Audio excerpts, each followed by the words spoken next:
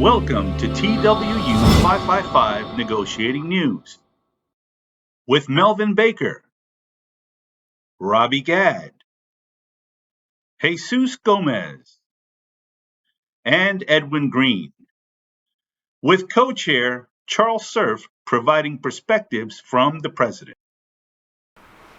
Welcome to the first edition of the TWU 555 Negotiating News. I'm Charles Surf, your local president and co-chair of the committee.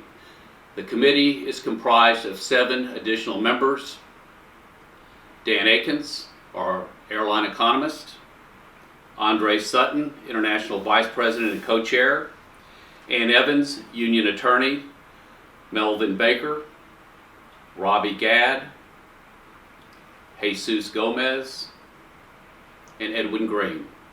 Your negotiating committee is acutely aware of the financial state of the airline industry. Therefore, we will be extremely cautious and protect our contract language, which has been developed through decades of bargaining. You are frontline workers that have faithfully come face to face with millions of passengers during the pandemic. And we feel you should be rewarded for your dedication, steadfastness, and courage. About a third of you have never been through contract negotiations as a TWU 555 member, and we want to help you understand a few facts about the process. Melvin, can you tell us about how the committee was formed and what they have been doing? Thanks, Chuck. The selection process for your negotiating committee began in June of 2020. The committee members were finalized in September of that same year. We immediately began meeting to discuss protocols and procedures for moving forward. Collectively, we have researched older 555 contract negotiations to gain historic knowledge.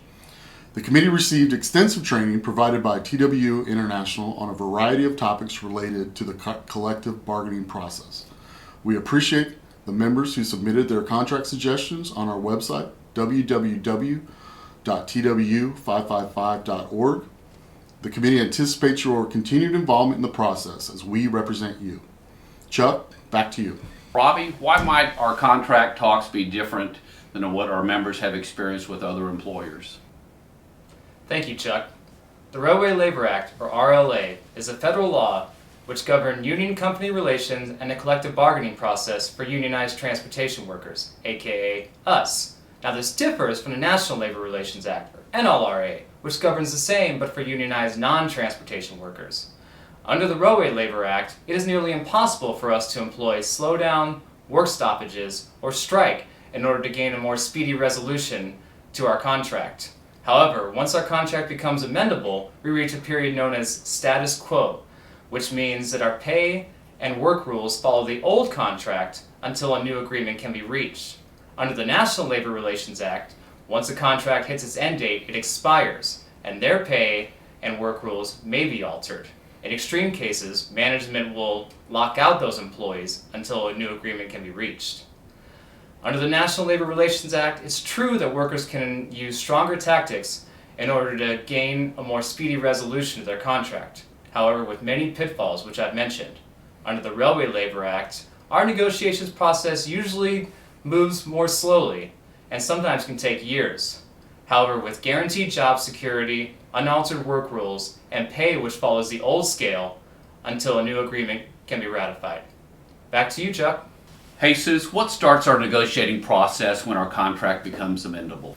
Thanks, Chuck.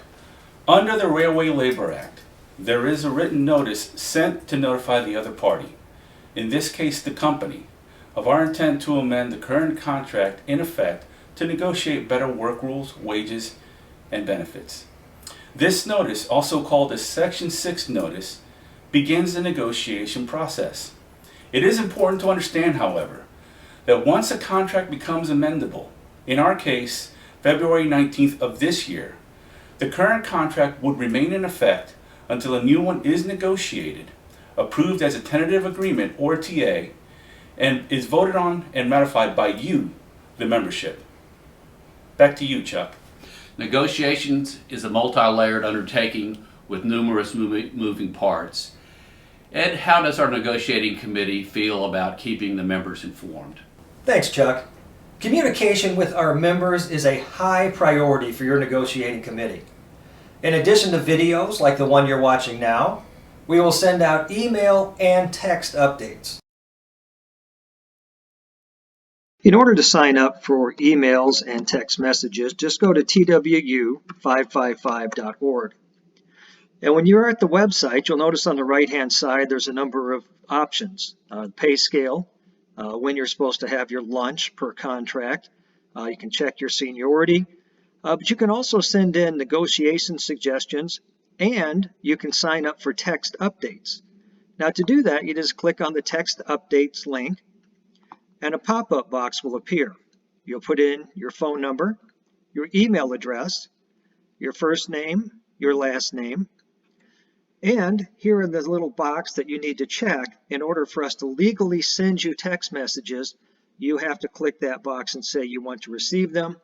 Once you're done, just hit the subscribe now button and you will be signed up for text messages. You can also sign up for text messaging by sending the keyword updates to 833-530-0871. Now in March, you're going to receive an open-ended survey. An open-ended survey is one in which you can write in anything that you would like to write in. We'll use the information that you send back to us not only to create further surveys to help narrow the points that are important to you down, but we'll also use that information as the points for what we are going to go after in these contract talks. Your negotiating committee is here to represent you. We want to hear from you. We are here and we are listening. Back to you, Chuck. While furloughs and pay cuts have dominated the conversation in recent months, your negotiating committee has been working quietly behind the scenes.